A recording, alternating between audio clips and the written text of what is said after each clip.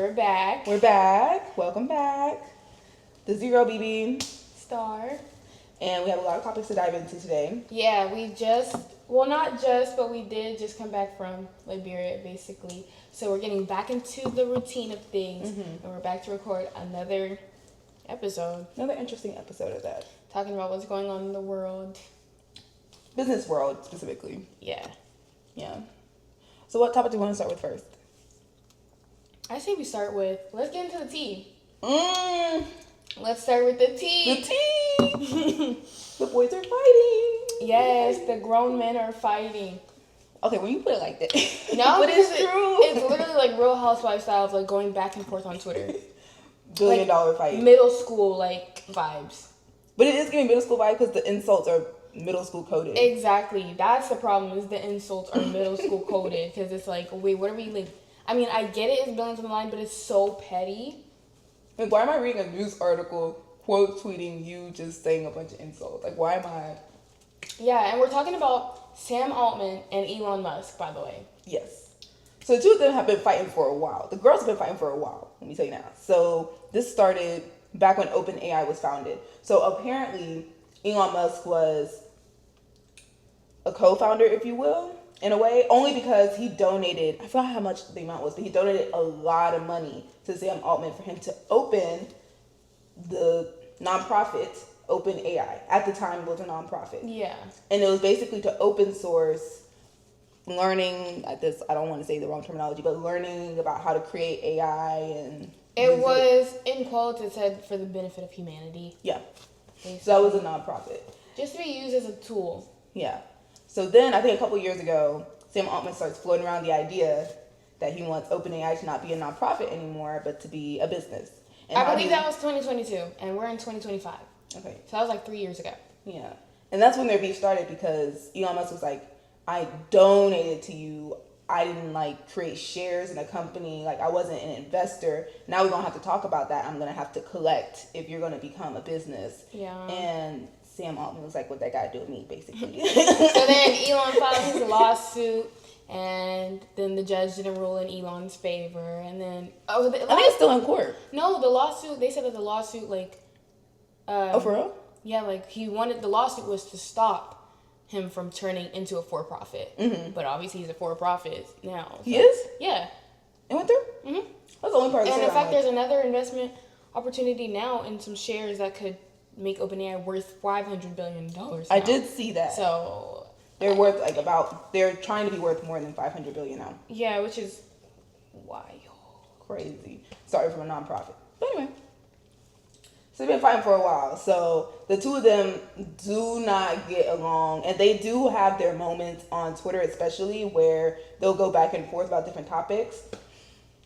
And Elon's the petty one. Just being honest, where he'll call Sam Altman some names. He'll say some things. And so... He can't stand Sam Altman. He cannot stand that man. It's crazy. Cannot stand that man. So here we are. Now today, right, Elon Musk on Twitter was saying that, hey, I feel like Apple is engaging in some nefarious practices, basically, right? Why is OpenAI the only number one AI platform on the Apple App Store, which is a big metric for a lot of companies. Yeah. And so he was like, I feel like they're engaging into something behind the scenes. Nice machine, bro. They're doing something behind the scenes to change the statistics, because I've created Grok, and Grok's being used. And he mentioned what other one too? DeepSeek. Was it? It starts with P, right? No, it's DeepSeek. Yeah, he was the only other Perplexity. one. Oh no, the Perplexity was mentioned in the article of how it's number one in India. Oh, okay, yeah. But DeepSeek was number one in January when that whole fiasco happened. Yeah. So there, he was like, that's the only one that's been number one. So I'm going to file a lawsuit against Apple for why that's so. And so Sam Altman responded back. You know what? Let me just quote tweet. This is a remarkable claim, given what I've heard alleged that Elon does to manipulate X and to benefit himself and his own companies and harm his competitors and people he doesn't like. That's literally what that's literally what Sam Altman said. Yeah. So then Elon responds that you got 3 million views on your bullshit post. It's not funny, but it's like, why would you say that? You got 3 million views on your bullshit post. You liar. You liar. Far more than I've received on many of mine, despite me having 50 times your follower count. Okay, I can put the screenshot of the tweet in the video. I can do that. But yeah, they go back and forth, back and forth. I can say, for me, in my personal experience, I've not downloaded Grok on my phone. And I don't have a desire to. Anytime I see Grok, it's just automatically used in like the comments on Twitter, like, or something like that. I never go on to like the Grok tab and go click it and be like, Grok, tell me this, Grok, tell me that. Like, I just have no desire to even download the separate like app for it. Yeah. But to me, at least, the public perception, even my perception, I agree with the public perception. It just seems like it has been manipulated a lot behind the scenes. Yeah, that's why too. For me, so I'm like, I don't know what answer you're gonna give me if it's somebody who believes a certain way and it's just manipulating the algorithm to feed me because answers. At the end of the day, it's a generative AI. It's trained on, data. But the thing is again.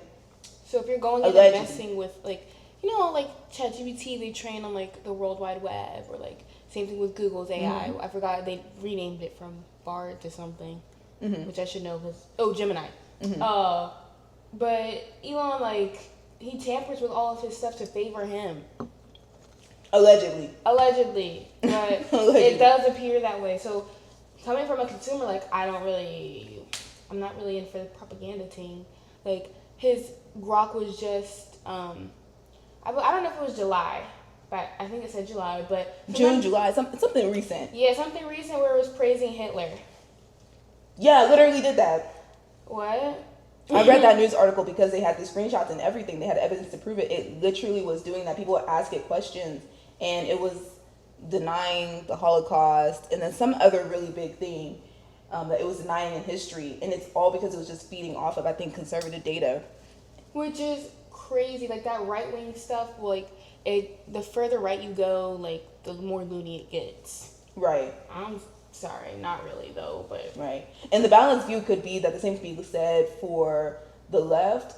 But again, I wouldn't want to download an AI that is super far left either. You know what I'm saying? That just being trained on super far left data. Like... Yeah. Even as someone who, my political views I'm not going to put in the video, but I just wanted to give me information based upon what's true. Right. That's the whole thing though. I obviously... as human beings, we're all biased. Like, bias will forever exist. But at the same time, like, I don't want something that's just going to tell me what I want to hear. I want something that's going to tell me, like, something truthful. Right. And so I fear... And I do need... Sorry, but I need rules and regulations around that. Like, sue me. Around the AI? I could see that because I fear Sam Altman ate him up with that response of, like...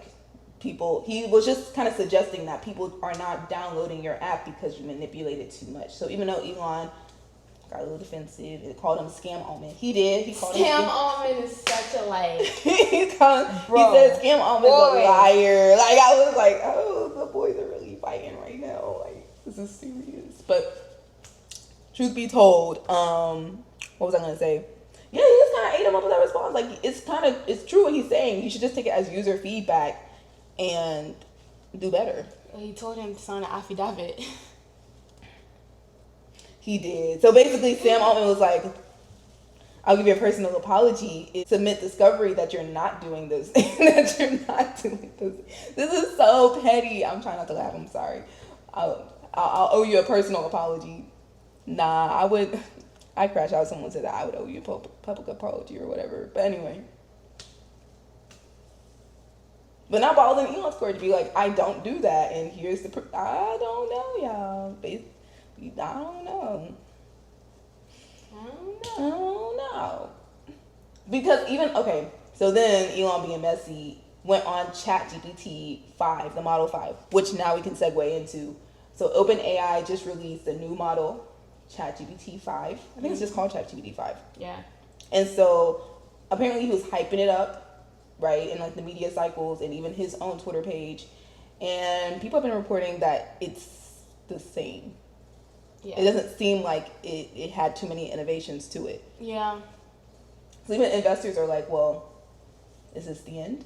Like, is this the best that we can do? And Sam Altman, I almost called him Scam Altman.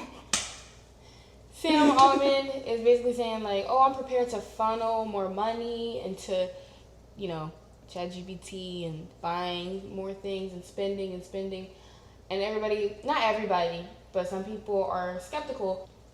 But what are we getting out of it, right? Yeah, for what? Like, he's trying to explain that. This is probably picking up that audio, so I'm just gonna keep it down here. He's trying to explain that because there are many users that are on the platform, that eventually it'll be profitable. But again, it's still. But is it then going to turn into? You know how Google, they make their money off of target ads. Yeah. So for me, it's either two things. Are you going to put the entire thing behind a paywall?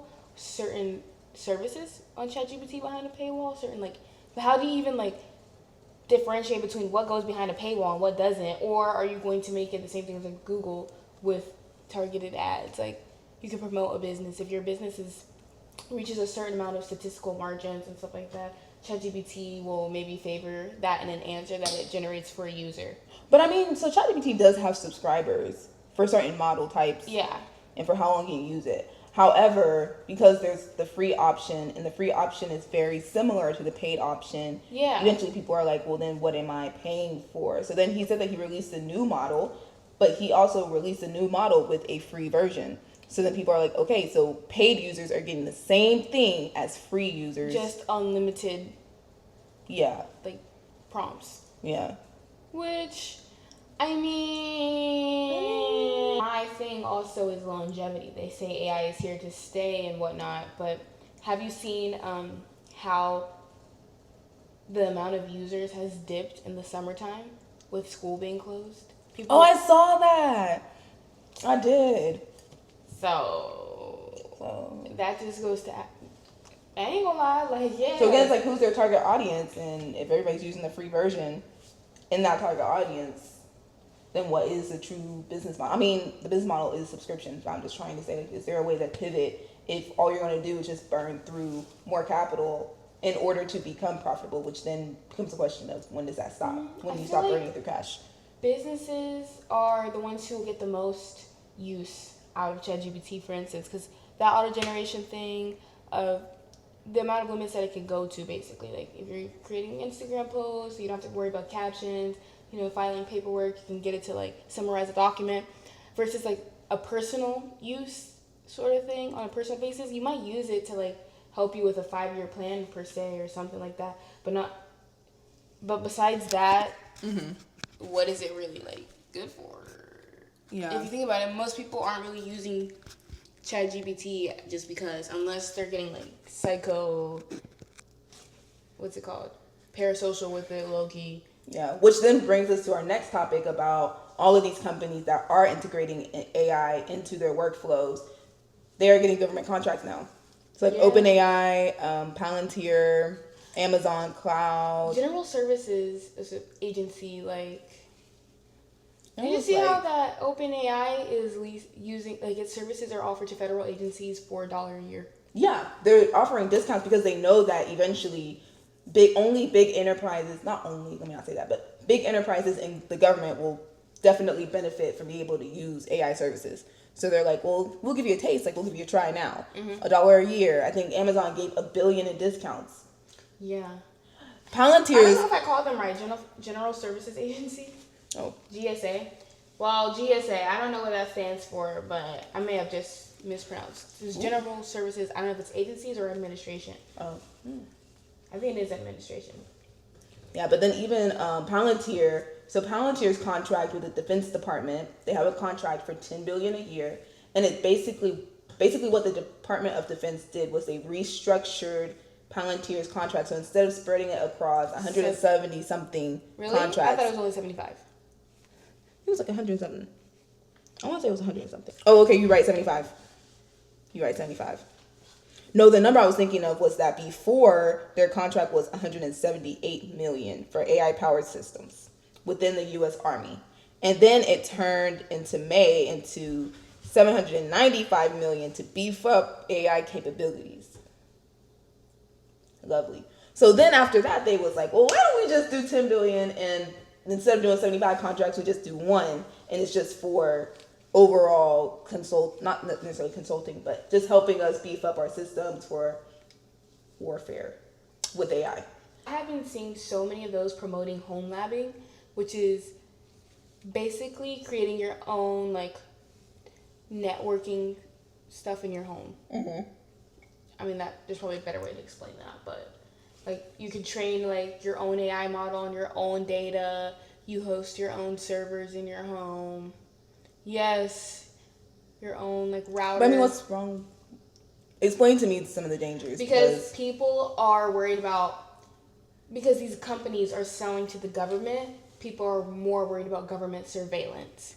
So they'll rather have their own network that they own than to use a company's. Mm-hmm. Essentially. Okay. And now more and more people are experimenting with that. But it's mostly people who are in the realm of tech that I see. Maybe it's just my For You page. Probably is. But it's more of like tech enthusiasts. And majority of the time, I feel like the tech enthusiasts that I come across online and in real life are always like concerned about their own privacy.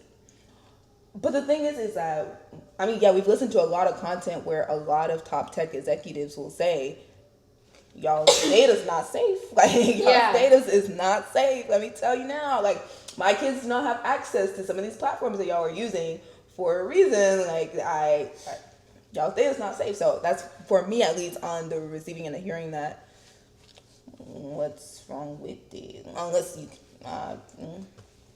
as they should. Because now the government's having access to some of these platforms as well. Sam Altman a couple weeks ago mentioned something around this topic about how people are using ChatGPT as a personal therapist and confessing to it, right? Right, and it's like... And he was like, y'all do know that if we get subpoenaed, we will have to give them the information that you gave ChatGPT. Your information is not safe with us. This is not a diary. And it's insane because using ChatGPT as like, for instance, if you're using it as a productive way to say like, oh, how do I get over, feeling this? What are some ways that ChatGPT may be like, go on a walk, go do this, go do that. But then you're telling it your entire history. Why? He was like, they're confessing crimes. Stop doing that. Why would you do that? Stop doing that. Chat is not safe for you. Don't confess that you did something illegal to chat. It's not safe. The government can say, let me have those records of you saying XYZ on this date. They will give it over. Now, there apparently is some discussion about maybe how to make AI therapists. Licensed so that it won't have to give away some data. Right. And that is a whole different realm that, for me, at least feels a bit dystopian. Yeah, it does. But essentially the idea is if the AI can pass a board-certified test from a board, then maybe you can receive a license and thus be marketed as a licensed whatever. Therapist. And then therefore, under law, what you tell ChatGPT is, what do they call it specifically? What is it called? When it's protected information.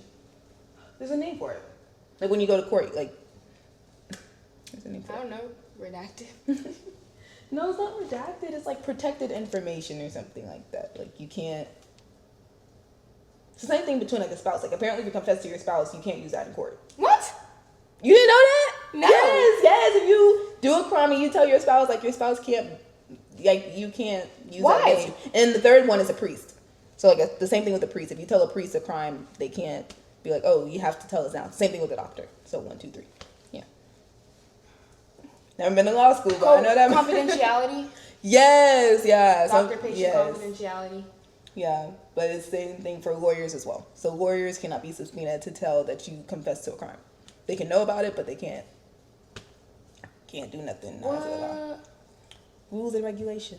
But then why do lawyers tell you not to tell them anything, like if you did it or not? Because they don't want to know. That's a whole conscious. Because as a lawyer, if someone tells you, oh yeah, I did murder that person, you can't do nothing about it. You can't go to the police and tell them. Oh. And the police can't ask you either. So then you're stuck just knowing that this person did this and you're defending them. Yeah, that's why they'd be like, I don't want to know. I'm gonna just do my job, and I'm gonna. Okay. Yeah. Okay, so then the last thing we wanted to talk about was Perplexity. Perplexity, unsolicited, offered to buy Google's Chrome for $34.5 billion. Is it worth that?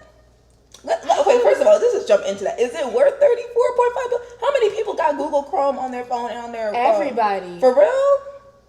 What browser do you use? Actually, you're right, because I'm using, on my MacBook, I use Safari, and on my phone, I use Safari too. I've been using Google Chrome for some projects, but I just figured a lot of people use Safari. But now that you're saying that, actually, don't PCs use Google Chrome? Or what are they using? It depends. Like, Microsoft tries to get people to, like, I use Google on my computer, and I have a PC. Okay. Like, so maybe it is worth $34 billion. You use Firefox? No. You use Microsoft Edge? No. So then it is worth 34.5 billion. But the thing is, it's okay.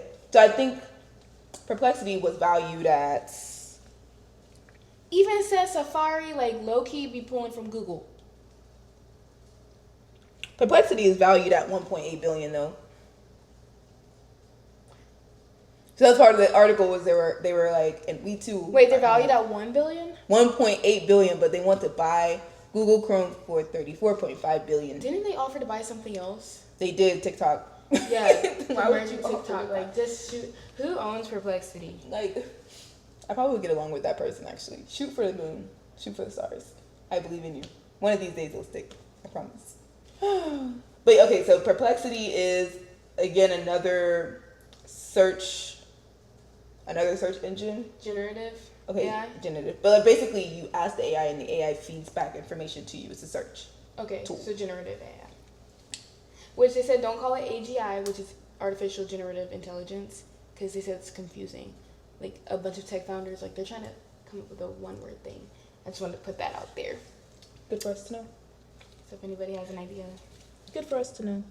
But yeah, they're bidding on the browser. But the reason why Google may or may not consider it, but they may have to consider it, is because they were just faced with a monopoly lawsuit a year ago, and they did not win that case. And the government was like, hey, an option that you could do is sell Google Chrome.